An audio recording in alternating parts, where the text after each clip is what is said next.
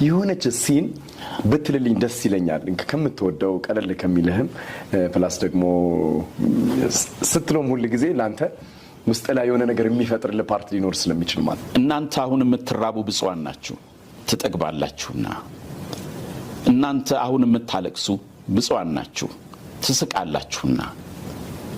ሰዎች ስለ ሰው ልጅ ሲጠሏችሁ ሲለዩአችሁም ሲነቅፏችሁም ስማችሁንም እንደ ክፉ ሲያወጡ ብፁዓን ናችሁ ሰዎች ስለ ሰው ልጅ ሲጠሏችሁ ሲለዩአችሁም ሲነቅፏችሁም ስማችሁንም እንደ ክፉ ሲያወጡ ብፁዓን ናችሁ እነሆ ዋጋችሁ በሰማይ ታላቅ ነውና በዚያን ቀን ደስ ይበላችሁ ዝለሉ አባቶቻቸው ነቢያትን እንዲህ ያደርጉባቸው ነበርና እንግዲህ ይህን ድምጽ የማያስታውስ ትዝ የማይለው የወንጌል አማኝ አለ ብዬ አላስብም